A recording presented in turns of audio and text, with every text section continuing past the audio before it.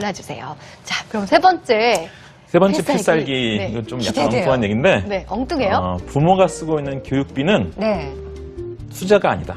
그럼 그럼 버리는 돈으로 생각해야 된다. 버리는 돈. 그 돈을 또 그렇게 버리는 얘기하면 돈으로 또 생각하라고요? 지금까지 지금 제가 투자한 거를 그 돈을 다 버리란 얘긴데 사실 우리나라가 이제 애 키우는데 돈을 굉장히 많이 쓰는 네. 심지어 이제 교육비 걱정 때문에 이제 출산율이 낮아진다는 말이 있을 네. 정도로 아이고. 교육비가 많이 드니까요. 애를 안 낳는 얼마씩 드세요? 애를 안 낳는 이유가 뭐냐 이렇게 이제 물어보면 첫 번째로 꼽는 게 교육비 걱정이에요. 두 그죠. 번째가 이제 보육 걱정이고. 그러니까 그 정도로 우리나라가 사교육비도 세계에서 제일 많이 쓰는 나라고. 네. 근데 이제 이렇게 이제 아이들한테 투자를 많이 하다 보면 무의식적으로 무슨 생각을 하게 되냐? 이렇게 많이 투자를 했으니까 아이가 뭔가 번듯한 게 돼가지고 나를 나중에 잘 모셔주고 심지어 자기가 원하는 내가 원하는 배우자감을 데려오고 내가 원하는 며느리 자기가 원하는 네. 사위를 데려오고 이런 식으로 무의식적으로 기대를 하게 돼요. 회수할 나는 안 생각을 그래. 하는 거죠. 그렇죠. 여기서 나는 솔직히 안 그래. 나는 그냥 근데 부모님이 그런 얘기 많이 하세요. 내가 너한테 드린 돈이 맞아요. 얼마인데 이런 얘기 진짜 어떤 분은 많이 진짜 하시거든요. 꼼꼼하게 다 적어놓으신 분이 아니, 그게 너한테 아니라 들어간 돈이 이만큼이다. 가계부 예. 적는 분 있죠. 네, 있어요. 아니 애들이 살게끔 해주는 거에 네. 대한 어떤 기본적인 어떤 그 투자라고 나는 생각하는 거죠. 네. 애들이 그 예를 들면 뭐가 되고 싶다 그러면 그거에 대해서 밀어줄 수 있는 거 그게 어떻게 보면 부모의 입장 아니겠습니까? 네. 저는 그렇게 생각하지 선생님처럼 그런 식의 생각은 사실은 아니에요. 그 대신 투자는 맞죠. 투자는. 근데 버리는 돈이라 그러니까 내가 속이 다 가는 거죠. 우리가 애가 셋인데 네. 30만 원씩만 해도 한 달에 90만 원이 나가요. 그걸 10년씩 한다고 하면 이게 얼마예요? 근데 제가 듣기로 이 얘기는 좀 이따가 버리는 좀 돈이라고 들어보세요. 생각하는 게 아니라 좀 기대를 버리라는 말씀이니까. 그런가? 우리끼리 싸우지 말고. 아, 오케이. 다 들어보자. 예. 얘기해봐요, 그럼. 설명 들어보세요. 얘기해보라고. 예, 예. 그러니까 사실은 이제 롱텀으로 장기적으로 봐서 이제 이만큼 돈 들여서 키웠는데 애써서 네. 키웠는데 뭔가 네. 번듯한 게 되고 번듯한 배우자를 데려오고 이렇게 권하게 이제 기대를 하게 되니까 네. 여기서 이제 한류 막장 드라마가 이제 생겨요. 그래요? 한류 막장 드라마에 이제 양대 요소가 있는데 네. 첫 번째가 출생의 비밀이고 네. 그렇죠. 두 번째가 이제 엄마의 간섭이죠. 엄마 세지. 간섭. 예. 네. 근데 이게 없으면 아까도 얘기했었잖아요. 요즘 대학 교수들이 요즘 수강 신청할 때 왜 이렇게 엄마들이 배나라 감나라 하냐 그런다고. 예. 사실 심각한 문제예요. 네. 자, 이건 이제 좀 장기적인 문제고 단기적인 문제가 더 심각한 게 있어요. 단기적으로 아이한테 이제 투자를 한다 이렇게 생각을 하게 되면 네. 마음속으로 엄마가 이 손익분기점을 생각하게 돼요. 아무래도. 이게 문제예요. 예를 들면 저한테 그런 질문하는 분들이 있어요. 우리 아이를 영어 유치원을 보낼까 말까 생각하는데 어떻게 하면 좋겠습니까? 네. 뭐 이런 질문하는 분이 있습니다. 네. 굉장히 민감한 문제죠. 근데 영어 조기 교육에 성공하는 애들이 많을 것 같아요? 아니면 실패하는 애들이 많을 것 같아요? 실패가 많지 않을까요? 실제로는 숫자로 보면 실패가 더 많아요. 실패가 더 실패가 더 많아요. 근데 왜 실패가 많은지 모르시냐? 네. 실패하면 엄마가 말을 안 해요. 실패하면 그렇죠. 학원에서 광고할 일도 없고 엄마도 입을 다물고 네. 창피하기도 하니까 네. 스스로도 자괴심이 들고 어. 그러니까 말 안 해서 실제로 실패 사례가 더 많긴 합니다. 문제는 뭐냐? 성공하는 애들도 있다는 거죠. 그렇죠. 심지어 아주 고급 영어 학원이 아니라 뭐 아니 학습지만 해도 막 이렇게 영어 잘하는 애들도 사실 있단 말이에요. 네. 그러니까 엄마들 입장에서 혹하게 되는 거죠. 그래서 제가 점장이도 아니잖아요. 얘가 이 조기 영어 교육 실패할지 성공할지가 어떻게 알아요? 그러니까 아주 엉뚱한 질문을 합니다. 집에 돈 좀 있으세요?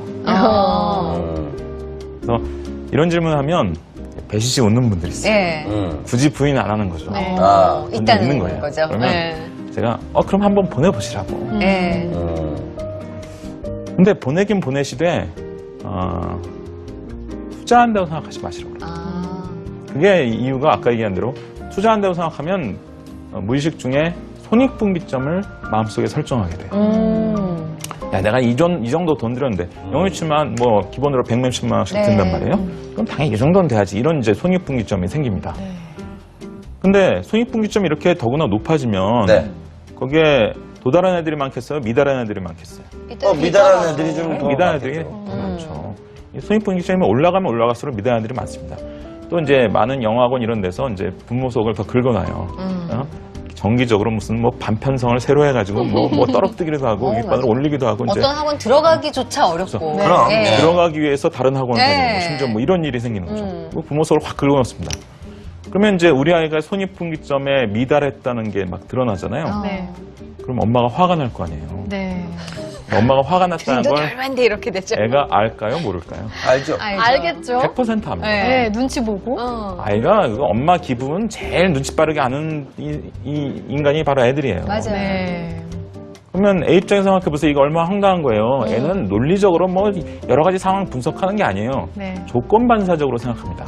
조건반사적으로 엄마가 뭐 영어학원 가려서 영어 공부를 했어. 근데 엄마가 화를 내.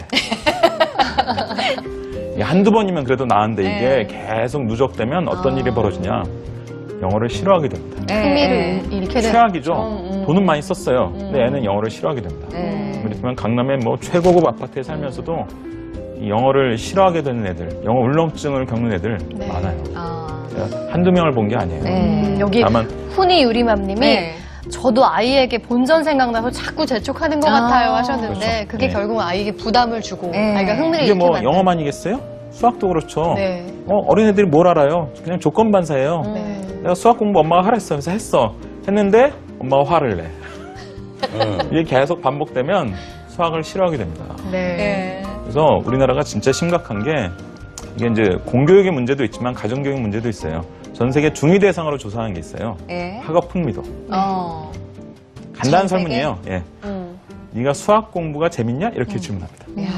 근데 우리나라 중위 예. 중에서 수학 공부가 재밌다고 답한 애들은 8%밖에 안 돼요. 이게 49개국이 참여했는데 41등이에요. 8% 된 것도 신기한데.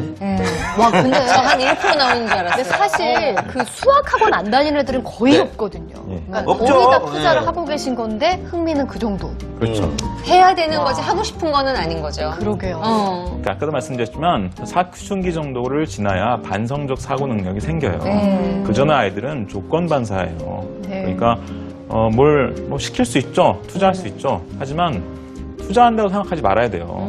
투자한다고 생각하지 말고 차라리 그냥 돈을 내가 하수구에 버린다.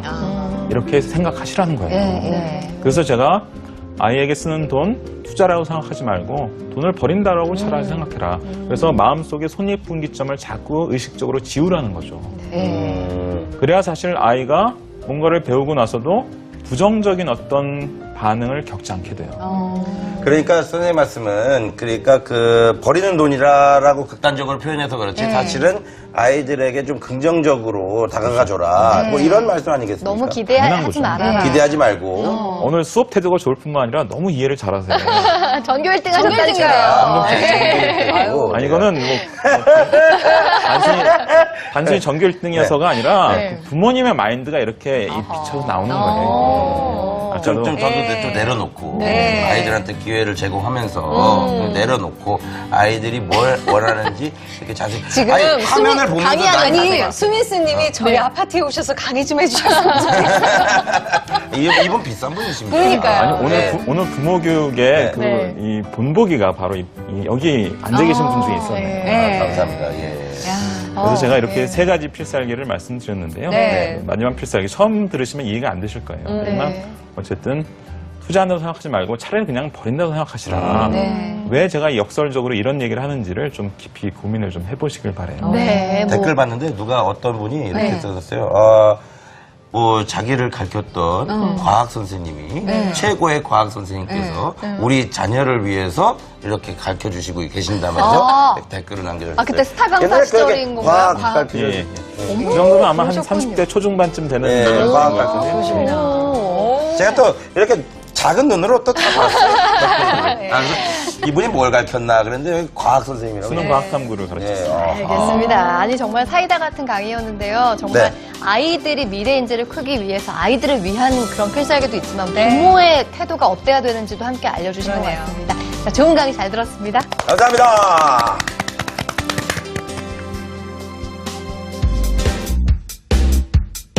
세 줄 필살기를 정리해볼까요?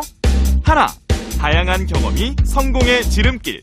둘, 자신의 장단점을 파악할 수 있는 힘을 길러줘라. 셋, 교육비는 투자가 아닌 버리는 돈이다. 오늘의 세 줄 필살기 잊지 마세요. 이게 내가 걱정되는 게 네. 3번이 굉장히 좋은 말이거든요. 네. 근데 이거를 강사님이 역설적으로 표현하겠다 보니까 아무래도 우리 투표할 때 굉장히 고민이 되시긴 하실 것 같아요. 그렇죠. 그리고 이 3번이 거의 안 나올 것 같아요, 느낌상. 근데 이게 역설적인 표현이라는 거 시청자 네. 여러분께 네. 꼭 말씀드리고 싶습니다. 강의를 네. 들으신 분들은 아마 그렇죠. 다들 아실 것 같아요. 네. 근데 정말 그렇습니다. 학벌 위주의 사회, 우리 대한민국의 정말 병폐다 이런 얘기 정말 오랫동안 나온 얘기였는데 네. 이제 그게 사라져가고 있다니까 긍정적인 이야기로 저는 들렸거든요. 어. 두 분도 느끼신 점이 많을 것 같아요. 아니, 지금 시청자분도 네. 아이한테 교육비를 투자하는 돈을 대신 저한테 투자하자. 아유, 지혜로운 아니, 그것도 엄마시네. 필요한 것 같아요. 그럼요. 아이한테 너무 매달리지 않고. 네. 그냥 앞으로 8, 90 사실 텐데 본인에 대한 그러니까요. 투자 하셔야죠. 네. 근데 저도 강사님 말씀 들어보니까 뭐냐면 자꾸 엄마가 개입을 한단 말이에요. 뭔가 이 무슨 정치적인 의도로 개입하는 것도 아니고 네. 엄마가 자꾸 뭔가 매니저도 개입을 아닌데. 합니다. 네. 근데 사실은 우리가 생방송 우리 부모를 진행을 하면서 많이 느꼈잖아요. 네네. 아이들에게 실패할 수 있는 기회를 줄 수 있는 그런 엄마 아빠가 돼야 된다. 다시 한번 또 느끼게 되는 그런 시간이었습니다. 네. 맞습니다. 많은 분들이 느낀 점들, 또 궁금한 점들 댓글로 올려주고 계신데요. 실시간 댓글 중에서 공통적인 질문을 저희가 몇 가지 뽑아봤습니다. 자, 첫 번째 질문은요. 학벌 사회가 끝났다고는 하지만 그래도 고스펙들이 이직도 잘하지 않나요? 하셨어요. 네. 그러니까 제가 하는 얘기가 예. 학벌의 가치가 완전 없어졌다는 얘기는 아니에요. 이전에 비해서는 확실히 줄어들고 있는 게 사실이고 네. 사실 지금 과도기라서 그렇지 시간이 지나면 지날수록 점점 더 그 간판의 가치가 줄어들 거라는 것은 모든 전문가들이 예측하고 있는 거예요. 예. 근데 여기서 주의할 거는 그 능력이 뛰어난 사람들이 명문대에 확률적으로 많이 있는 것은 사실이에요. 네. 하지만 명문대 간판을 가지고 있다고 해서 능력이 좋다고 입증되는 것은 아니라는 거죠. 요즘 채용 전문가들이 지목하는 부분도 바로 이런 부분이에요. 네. 그러니까 명문대 그래도 능력이 뛰어난 사람이 더 높은 확률로 존재하긴 하겠지만 하지만 내가 이 간판이 있으니까 간판을 가지고 뭔가를 밀어붙여서 뭐 취업을 하고 성공을 하겠다.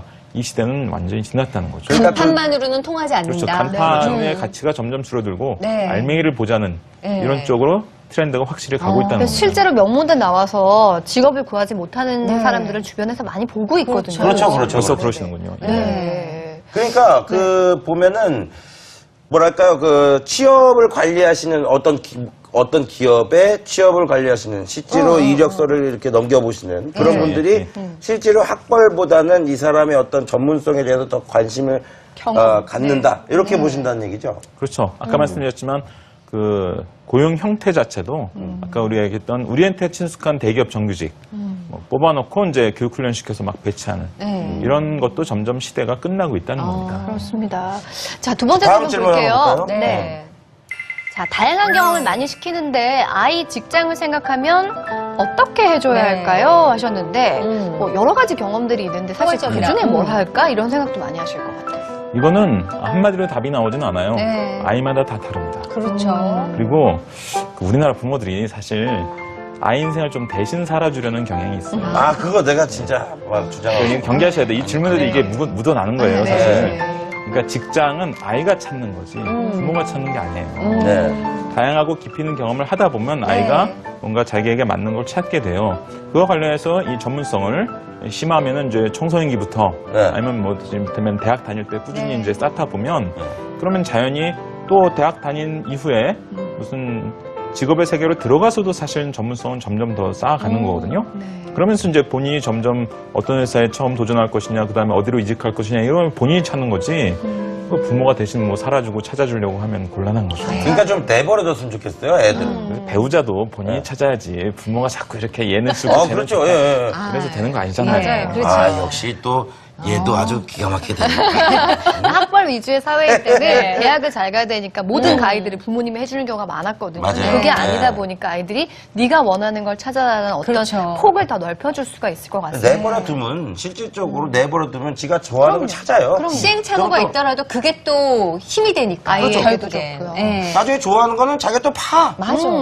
네. 그게 더 즐겁고 잘하니까 맞아요. 또 네. 거기서 성과를 내기도 쉽고.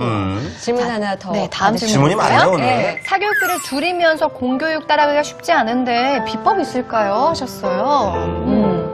그러니까 아까도 얘기했지만 사교육이 무슨 도덕적으로 꼭 우리나라에서 비난받아야 할 건 아니에요. 사실 네. 우리나라 이제 어쨌든 대입 경쟁이라는 게 굉장히 치열하고 또 사실 우리나라 공교육이 그리 네. 학생들 충실하게 돌보아주지 못하는 경우도 많아요. 근데 문제는 뭐냐면 이제 아까도 말씀드렸지만 그래도 초등 고학년에서 중학교 시기에 일정 수준 이상의 자기 진단 훈련을 꼭 하도록 해라. 그러면 일단 그만큼 사교육비가 절감될 뿐만 아니라 아까 말씀드린 것처럼 그를 통해서 장착한 자기 진단 능력이 고등학교 이후에 공부를 하는데 기본기가 되는 거예요. 그래서 그랬을 때 이제 공부의 효율도 높아지고 그리고 아무래도 사교육비도 더 절약할 수 있게 되는 것이지 덮어놓고 그냥 뭐 사교육 안 시켜 해가지고 아이가 성과가 나오는 것이 아니라는 거죠. 자기 진단 훈련을 자기가 뭘 모르고 뭐가 약한지를 자기가 순서를 정해서 순차적으로 이제 복습을 하게 하는 이 연습을 트레이닝을 꾸준히 시키라는 겁니다. 네. 댓글 중에 아이들 대학 보내지 말자는 남편의 이야기 때문에 남편과의 그런 교육 갈등이 있다고 하는 신희영 씨가 있었는데요. 네. 부모님이 서로 대화를 나누는 것도 굉장히 중요할 것 같아요. 이 부분에 대해서. 그렇죠. 저 집 큰일 났네요. 부부 싸움 때문에. 자, 저희 함께 했는데요. 부모 네. 필살기. 지금 실시간 댓글 그리고 여러분 이렇게 투표해 주셨잖아요. 그렇습니다. 자, 결과를 한번 확인해 볼까요? 이 필살기 중에서 보여주세요. 마음에 투표 가장 바꾸고 드는 싶다고 거. 하시는 분들 나오셨어요. 자, 우리 정동철 씨가. 뭐라, 그거는 내가 끝까지 들을 네. 필요가 있잖아요. 네. 어떤 자, 오늘 세 줄 필살기 중 가장 마음에 와닿는 것은요. 네. 자, 뭔가요? 1번. 아, 다양한 경험이 성공의 지름길이다. 136분이 투표를 해주셨습니다. 총 거의 300분에 가까운 그렇네요. 297분이 이렇게 투표를 해주셨는데요. 그중에 1번이 이제 가장 많이 투표를 해주셨습니다. 네, 첫 번째 가장 많은 손을 들어주셨지만 셋 모두가 정말 중요한 것 같습니다. 정말 필요한 거였고요. 네. 생각을 다시 한번 뒤집어보는 계기가 됐던 것 같아요. 근데 사실은 지금 딱 보니까 지금 투표 바꾸고 싶겠다고 하지 3번도 많이. 맞아. 제가 제일 듣고 걱정했던 부분이었잖아요. 네. 너무 이렇게 역설적으로 그러셨을 거예요. 네. 그렇습니다. 네, 자, 이번 강사님과 함께한 부모 필살기 벌써 마칠 시간이 됐는데요. 자, 댓글창 받아볼게요. 다쳐라 댓글. 네, 함께해 주신 여러분 감사합니다. 저 EBS 라이브 토크 부모는요, 월화수 생방송 아침에 여러분 함께 만나고 있습니다. 오늘도 실시간 댓글로 함께해 주신 여러분 대단히 감사합니다. 네, 우리 부모는요, 여러분들의 아주 신선하고 솔직한 그런 댓글과 고민들 네. 받고 있습니다. 많이 올려주세요. 고민이 있다면 네. ebs.co.kr 들어오셔서 부모 홈페이지 게시판에 남겨주시면 되니까요. 주저하지 마세요. 네. 내일도요, 여러분의 그런 답답한 속을 뻥 뚫어드릴 만한 네. 부모 처세술이 준비가 되어 있습니다. 내일 주제. 네. 굉장히 중요해요. 뭐예요? 아이가 듣고 있다. 자, 부부 대화에 대한 이야기거든요. 부부의 대화도 함부로 하면 안 된다는 얘기 같은데 네. 내일도 직접 방송 함께 하시면서 좋은 꿀팁 얻어가시기 바랍니다. 강사님 오늘 좋은 강의 잘 들었습니다. 감사합니다. 네, 최고였어요. 고맙습니다. 네, 저희도 여기서 함께 인사드릴게요. 다음 주 이 시간에 뵙겠습니다. 고맙습니다. 감사합니다. 라이브 톡 부모! 오늘도 고민 해결!